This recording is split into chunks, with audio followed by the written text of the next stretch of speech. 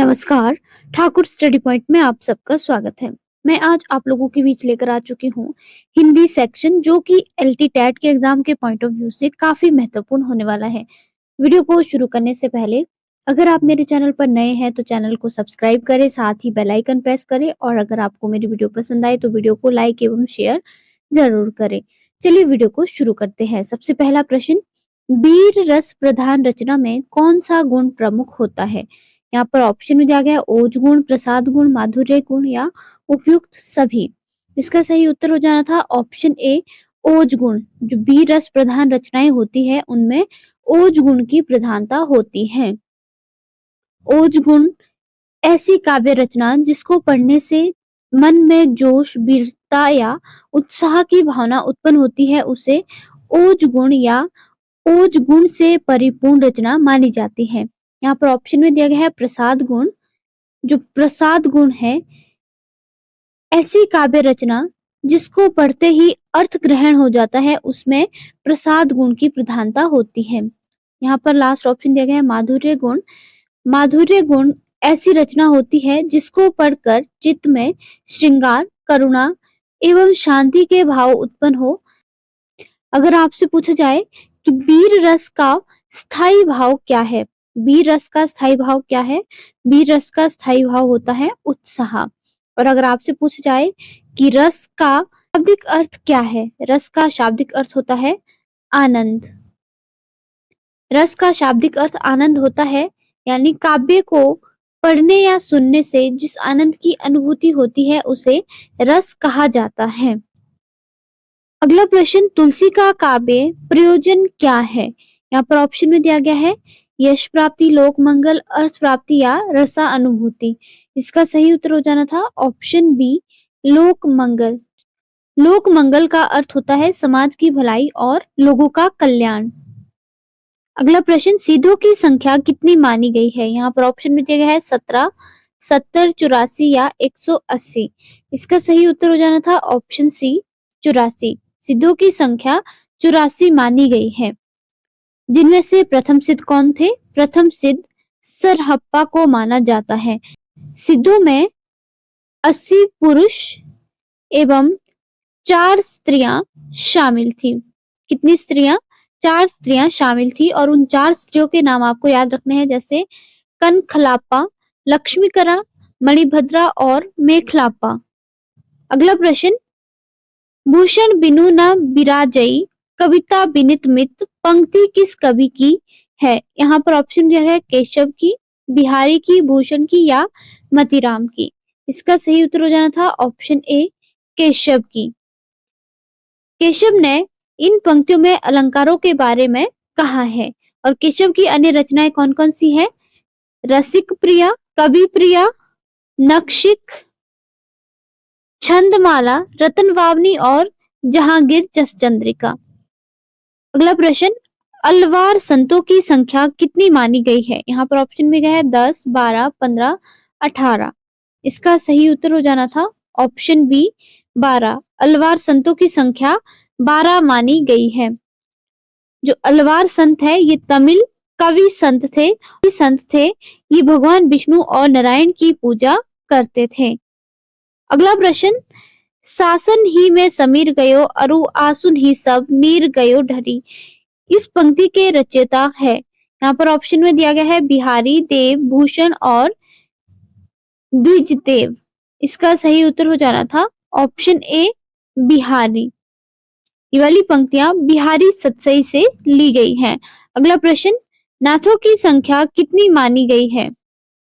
यहाँ पर ऑप्शन में दिया गया है 8, 9, 10 या 7। इसका सही उत्तर हो जाना था ऑप्शन बी, 9। नाथों की संख्या 9 मानी गई है। और नाथ संप्रदाय 9 गुरुओं को नवनाथ कहा जाता था। अगला प्रश्न, फाग की भीर अभिरन में गही, गोविंद ले गई भीतर गौरी। ये पंक्ति किस रीतिकालीन कवि की है? यहाँ पर ऑप्शन में दिया गया है घनानंद, देव, पद्माकर या सेनापति। इसका सही उत्तर हो जाना था ऑप्शन ए, घनानंद की। अगला प्रश्न, सूरदास की भक्ति है। यहाँ पर ऑप्शन में दिया गया है माधुर्य भाव की, दास्य भाव की या सखा भाव की या उपयुक्त सभी की। इसका सही उत्तर हो जाना था उपयुक्त सभी की। अगला प्रश्न, कामायनी महाकाव्य में सर्गों की संख्या है। यहाँ पर ऑप्शन भी है 10, 12, 14 या 15। इसका सही उत्तर हो जाना था ऑप्शन डी 15। जो कामायनी है ये किसकी रचना है? कामायनी जयशंकर प्रसाद की रचना है।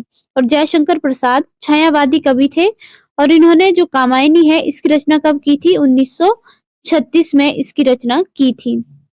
कामायनी को छायावादी युग का सर्वश्रेष्ठ महाकाव्य माना जाता है। अगला प्रश्न, कामायनी में बुद्धि का प्रतीक पात्र है। यहाँ पर ऑप्शन क्या क्या है? श्रद्धा, इड़ा, मनु या आकुलीन। इसका सही उत्तर हो जाना था ऑप्शन बी ईड़ा। कामायनी में बुद्धि का प्रतीक ईड़ा है।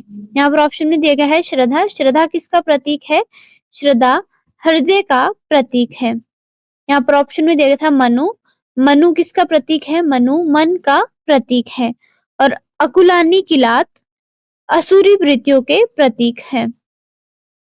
अगला प्रश्न, थाली का व्यंजन मुहावरे का अर्थ है। यहाँ पर ऑप्शन दिया गया है बहुत चतुर होना, चौड़ा होना, अधिक चिकना या सिद्धांतहीन व्यक्ति।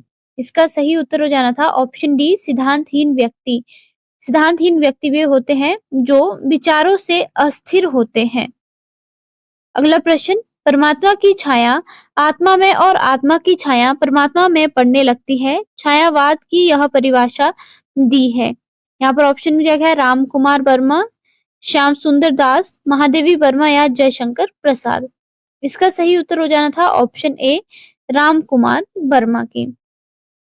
अगला प्रश्न, आई ना सको तुझ पे सकू ना तुझ बुलाई किसकी पंक्तियां है? यहाँ पर ऑप्शन में दिया गया है सूरदास, कबीर दास, मीरा या तुलसीदास। इसका सही उत्तर हो जाना था ऑप्शन बी कबीर की। अगला प्रश्न, ईश्वर की सत्ता में विश्वास नहीं करते हैं। यहाँ पर ऑप्शन में दिया गया है अस्तित्ववादी, अभिव्यंजनावादी या मनोविश्लेषणवादी या ये सभी। इसका सही उत्तर हो जाना था ये सभी ईश्वर की सत्ता में विश्वास नहीं करते हैं। अगला प्रश्न, केशव कहीं न जाई का कहिए किसकी पंक्तियां हैं? यहाँ पर ऑप्शन दिया है कबीर, रविदास, तुलसीदास या सूरदास। इसका सही उत्तर हो जाना था ऑप्शन सी तुलसीदास। केशव कहीं न जाई का कहिए ये पंक्तियां तुलसीदास की विनय पत्रिका से ली गई है। और विनय पत्रिका का प्रकाशन कब किया गया था? विनय पत्रिका का प्रकाशन 1585 में किया गया था। जो विनय पत्रिका है ये एक गीति काव्य है। अगला प्रश्न, कभी कुछ ऐसी तान सुनाओ जिसे उथल पुथल मच जाए किसकी पंक्तियां हैं?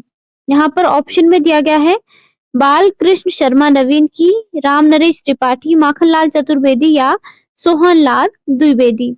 इसका सही उत्तर हो जाना था ऑप्शन ए बाल कृष्ण शर्मा नवीन की पंक्तियां हैं।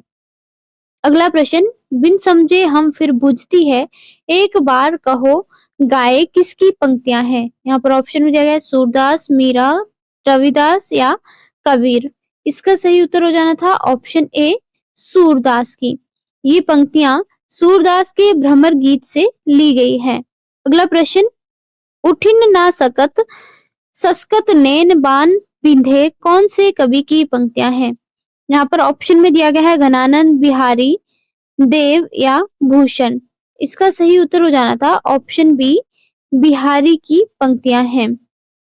बिहारी ने इसमें श्रृंगार भावना को व्यक्त किया है। अगला प्रश्न, पिया महारे नैना आगे रहियो जी किसकी पंक्तियां हैं? यहाँ पर ऑप्शन में दिया गया है सहजोबाई, मीराबाई, दयाबाई या कबीर। इसका सही उत्तर हो जाएगा ऑप्शन बी मीराबाई की। आज के लिए इतना ही, धन्यवाद।